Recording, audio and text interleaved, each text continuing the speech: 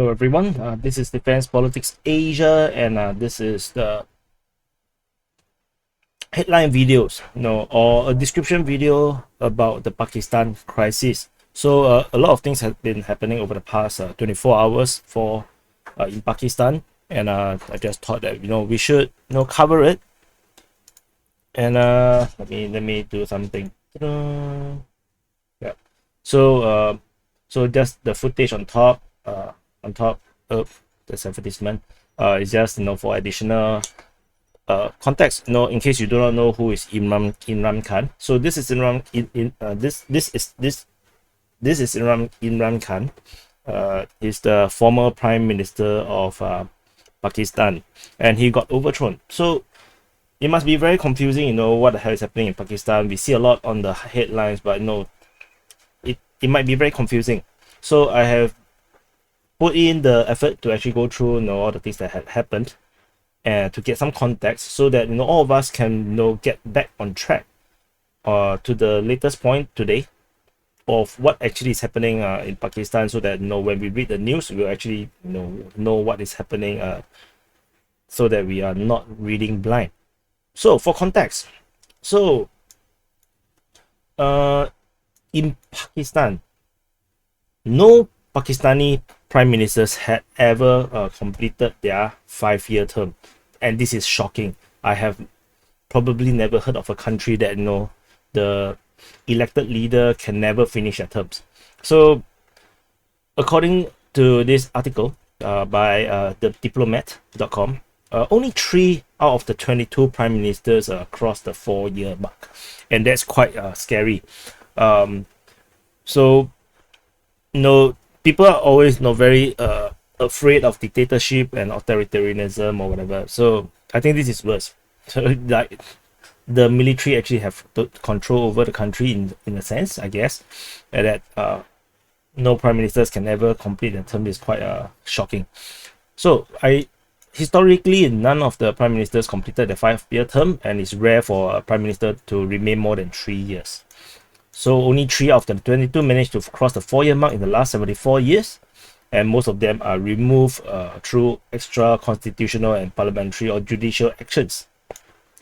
So no premiers have ever been ousted from a no confidence vote, and all the elite politicians are all groomed by the military for the top civilian positions, which includes Zulfikar Ali Bhutto, to his daughter Benazir Bhutto.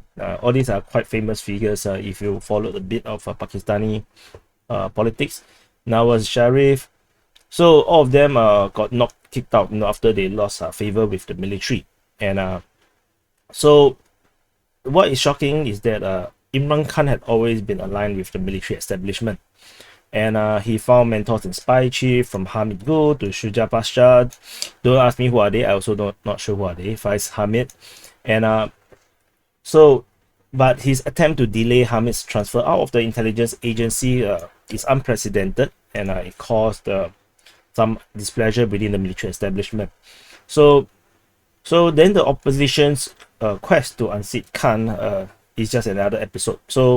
So whatever we are seeing now, all this political turmoil and upheaval is actually nothing new, which means that it is a very common thing in Pakistan, and the same familiar faces are competing for power, but they have never competed with Imran Khan before. So at this point, currently the military establishment is considered neutral. So they are now allowing the political factions to fight it out, and now we'll see how this thing develop. So this is the context. This article is written on the 24th of March. This is before Imran Khan was overthrown. So on around 2 weeks later, on the 11th of April, Imran Khan was overthrown in a motion of censure, which is actually a no confidence vote. So the House of Representatives voted and to dismiss Prime Minister Imran Khan from his post. And so this this come after, you know, some of the members actually jumped ship, they changed parties, and the opposition parties won 174 votes in the 342 member House of Representatives. Then this no confidence motion gave them the majority vote. However, not many of these Khan's members were around. They sort of like boycotted this vote, and then the first official response to this is that Imran Khan say that this is actually a foreign conspiracy to change the regime in his country, and he is now using this as the narrative to fight back his power. So everybody is pointing to the United States as the one that is behind all these things that happen. So 2 days later, a Pakistani scholar claims that the overthrow, so Junaid S. Ahmad, say that this overthrow is actually a US-backed coup, and the aim of this overthrowing of Imran Khan is actually to reverse the foreign policy enacted by Imran Khan, where he strengthened his alliance with China and Russia, Iran, and as well as his support for Palestine.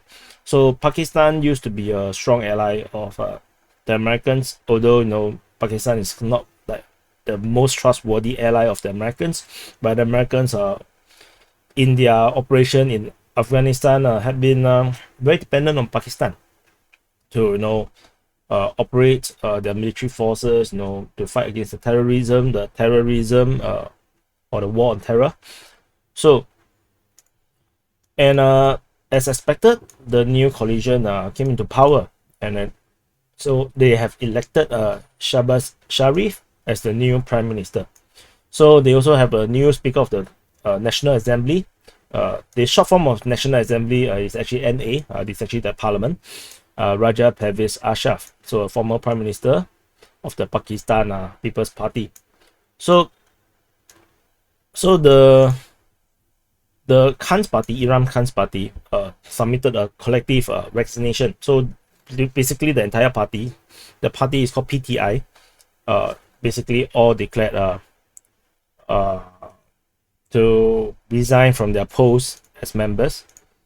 So let me show you. The party name is Pakistan Tehreek-e-Insaf. So Tehreek-e-Insaf, Pakistan Tehreek-e-Insaf. That's the party's name. So so this new coalition is actually a coalition of multiple parties. So in that sense, it's quite weak, and they only had this majority by just 3 seats. So it's not a very big majority. And then so since this happened, a lot of things, a lot of protests, a lot of political movements, and because of the resignations from the National Assembly, they have to do by-elections. And given Imran Khan had almost half of all the seats, the parties have almost half of all the seats, that triggers a lot of by-elections. And however, the resignation is not automatically accepted. The Speaker of the National Assembly have to accept the resignation before the by-election can be triggered.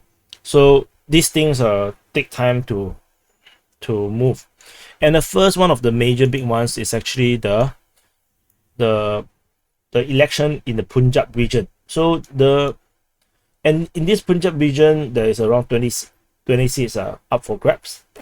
And in the surprise, not sure if it's a surprise, but the PTI with the Imran Khan's party won 15 out of 20 seats. So in the constituency of Punjab, in the landslide victory. So unofficial results, which is actually after that was official, of the 20 constituencies of Punjab shows that the party have decimated its rival, the PML-N, in the contest to snatch back the control of the province. In the recount of the vote for the Punjab Chief Minister election, in accordance to Lahore High Court order, the PTI is now poised to win, in effect removing PML-N's PMLN is the opposition, the current ruling party, Hamza Shahbaz from office. So Hamza Shahbaz is actually the chief minister for the region of Punjab. So in this victory, they have overthrown Hamza Shahbaz, and PTI actually took control of the Punjab region. However, there's a twist. The deputy speaker of the Punjab Assembly, so this is the Punjab region's own parliament, the deputy speaker, Dost Mazari, rejected 10 votes from the PML-Q MPAs. MPA is the members of parliament, members of Punjab Assembly. So because these 10 votes by these MPs voted for PTI, and this deputy speaker, he rejected these 10 votes, saying that they are not allowed to vote against the party directions. So what happened is that he received information that the leader of the PML-Q actually gave directions to their members to vote in favor of Hamza, which is the incumbent chief minister in Punjab. So based on based on the events, materials, judgments of the court, previous judgments of the court, he feel that it is his opinion that the votes of the PML-Q is in violation of this direction of the party head. Therefore, these votes are excluded in the final count.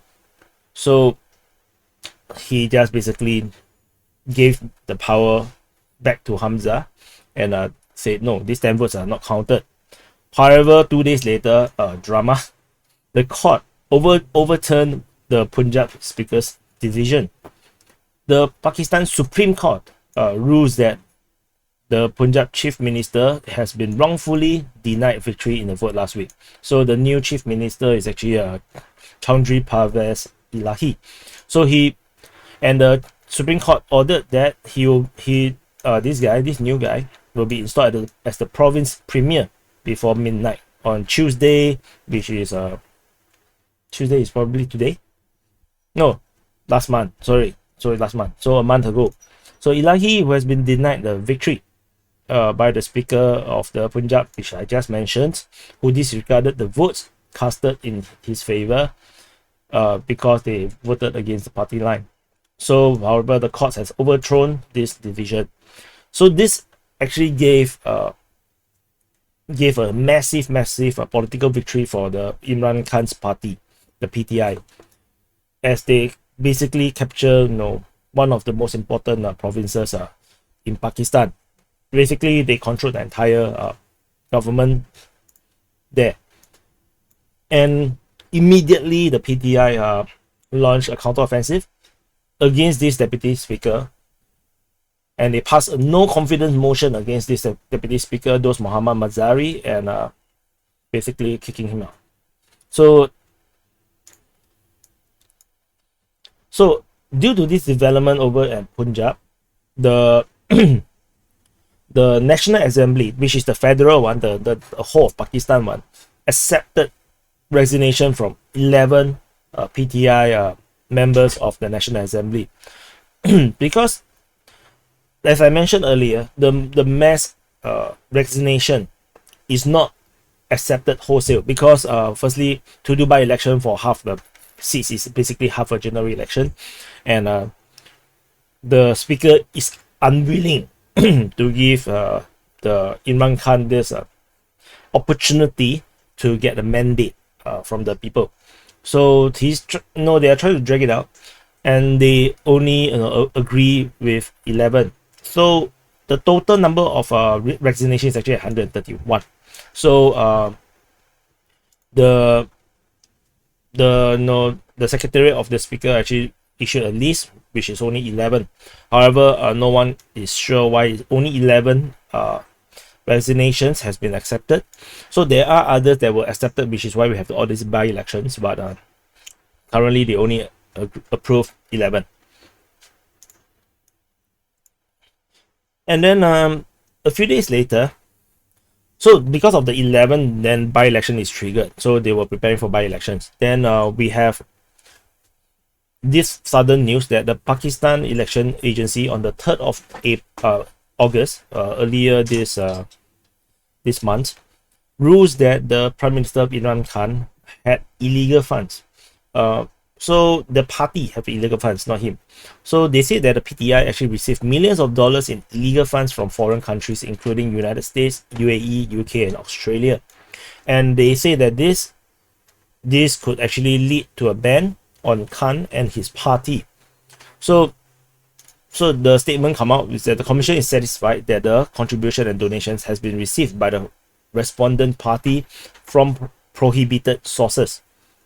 So the commission also added that the party hid 13 accounts, and adding that the declaration submitted to the commission about the party finances by Khan as a chairman from 2008 to 2013 were grossly inaccurate. So now this like lawfare, they are basically using alleged mishandling or withholding of information, or or even foreign interference, foreign fundings into the party, and they're trying to eliminate the entire party.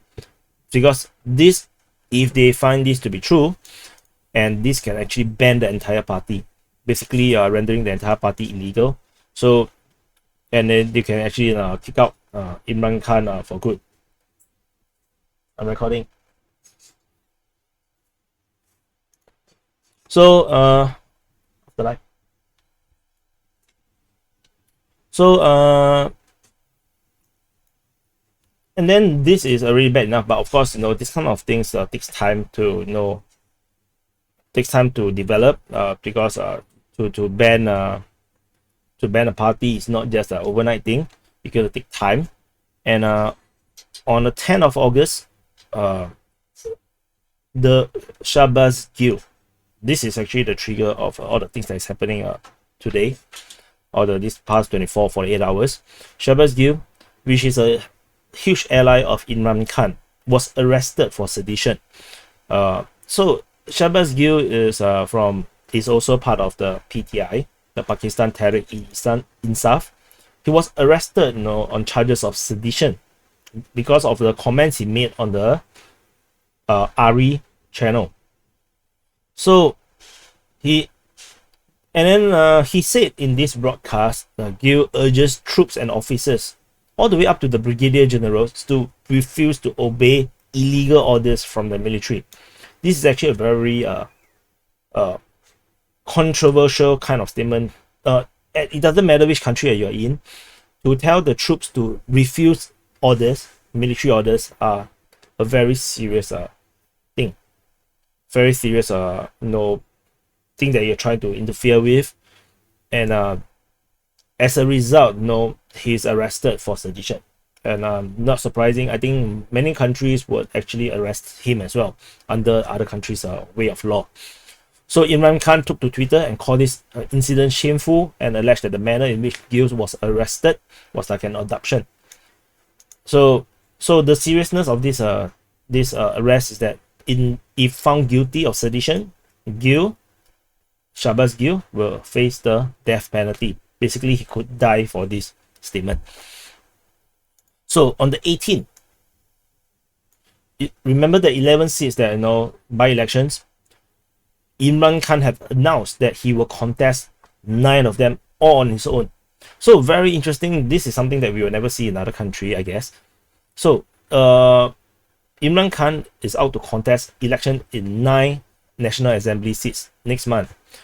So is Imran Khan and Awam, the general public, Awam versus all, basically the alliance of more than 12 parties, including the PMLN, the Pakistan People's Party, the PTI announced on Twitter.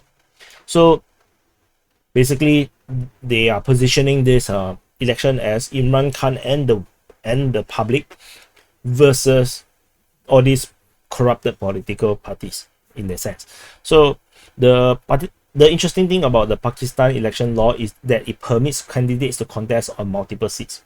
So in 2018, Khan himself had won 5 seats, which he had contested. So political observers say that this is a smart move by Khan to further boost and prove his popularity among the general public. Although critics say that this is a waste of state resources, since that he can only win 1 seat. Despite he can win multiple seats, he can only retain 1 seat, which means that if he wins all 9 seats, 8 other seats will have to do another by-election. So, but for Imran Khan, of course, he don't really care. This is a political war, and if he can win all 9 seats all on his own, that will actually boost the confidence of his followers, and put additional pressure on the ruling party, the ruling coalition now, from able to taking him out. So then information came out about Shahbaz Gill. On the 10th, he was arrested, right? So on the 20th, 10 days later, Imran Khan called on his people, his supporters, to protest against the alleged torture of the leader Shahbaz Gill and the restriction imposed on RE News. So since within these 10 days, since that telecast about Gill asking the troops to insubordinate against military orders, RE News was censored. They are not allowed to be on TV, and then Shahbaz Gill is arrested, and he's allegedly tortured by whoever is arresting him. So Imran Khan said, "Tomorrow I will be leading a rally after Maghrib from China Chowk to F9 Park in support of Dr. Gill and in protest against the torture inflicted on him. We'll also be protesting against the muzzling of RE simply because RE didn't toe the official line and gave coverage to our narrative," Imran Khan tweeted. So RE is a private network, so private TV and media network, just in case you do not know. And Imran Khan alleged that Gill was tortured in police custody previously and his life remains in danger. So this becomes quite serious because not just Shahbaz Gill is on the way to death sentence, he's already getting killed in custody at this moment, slowly getting killed. And then so they are doing this rally the next day, right? And Pakistan bans YouTube temporarily so that they can block the speech by Imran Khan. And so he called for a rally, so he gave a speech, and this speech was censored. It's not on TV, it's not on YouTube, because the entire YouTube is actually blocked. So, but of course they can't block it forever, so it was unblocked later, but during the live moment it was actually blocked.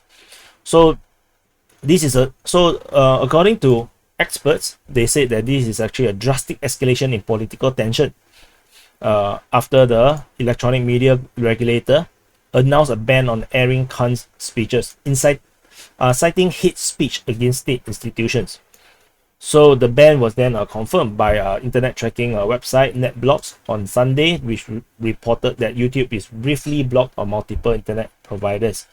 So this is a further escalation, between the fight of the coalition, or the current ruling coalition against Imran Khan's PTI, and they are now raising the stake. They are now blocking freedom of speech, and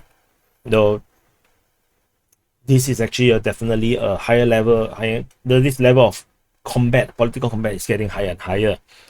On the same day, which is within that speech, which the Pakistani government rightly blocked, Imran Khan threatens that there will be a Sri Lanka-like situation should the PTI get pushed against the wall, and said Pakistan will suffer.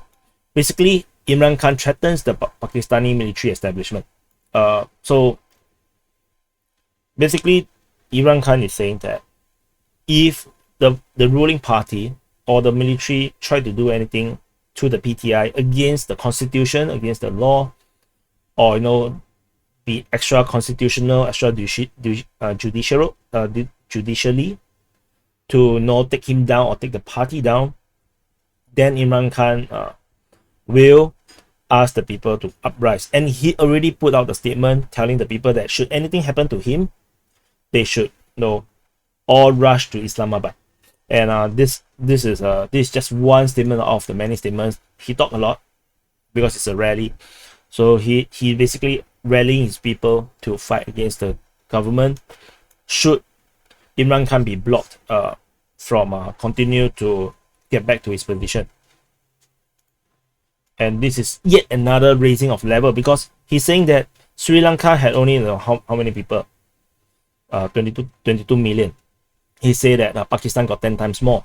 So imagine 10 times more people rallying against the government. And what happened in Sri Lanka was that it was a success.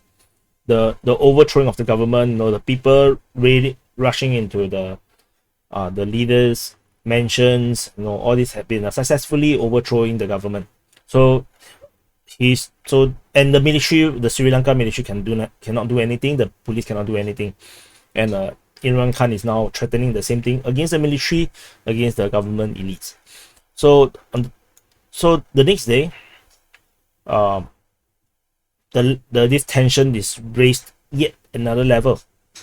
So the Imran Khan is then charged with anti-terrorism legislation due to the speech, which he also added that he vowed to sue the police officer and a female judge and an alleged close aide that has been what is this? So he vowed to sue the police officer and a female judge, and he also alleged, of course, his friend Shahbaz Gill was being tortured, and then so accused of making threats against the judicial and the police force. The Interior Minister Rana Sunala said that Khan will have to face the law for threatening and hurling abuse against the government. So this is an anti-terror law. So they are going to use an anti-terror law on Imran Khan.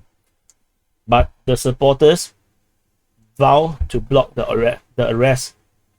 And the supporters of Imran Khan gathered outside his house basically last night, and to stop the police from arresting him. Basically, they surrounded the house and they also blocked all the roads. There is even tires being burned in certain places. Basically, they are preventing the arrest at all costs, because rumors came out earlier last night that Imran Khan will be arrested last night, and the people all rushed to his house and they choked out the entire roads. The police truck cannot move. This basically it's basically people against the government, and Imran Khan is doing his best to milk this situation to his advantage. So now the government and the military and the police are in this very hard place. They are not even sure if they can arrest or should arrest Imran Khan, because the party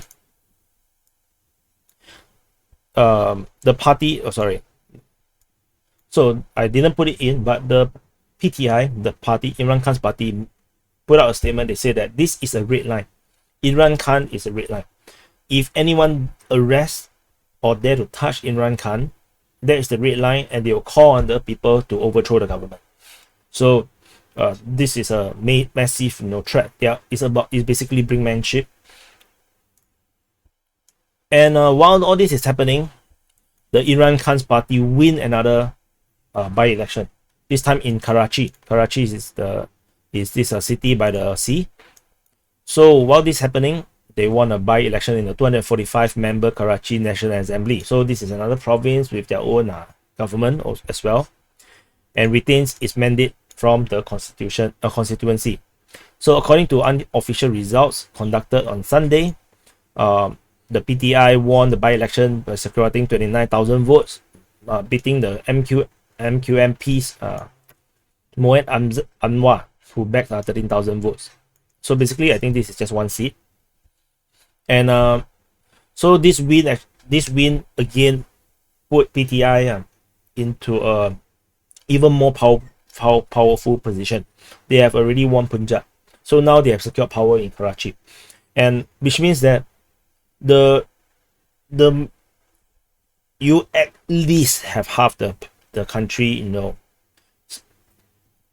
supporting Imran Khan. It's a bit like the Trump situation in the United States. You cannot take out Trump because half the country supports him, and this is, and not to mention that in Imran Khan's situation, he's even more fiery than Donald Trump, where he's basically calling for people to overthrow the government should he be arrested.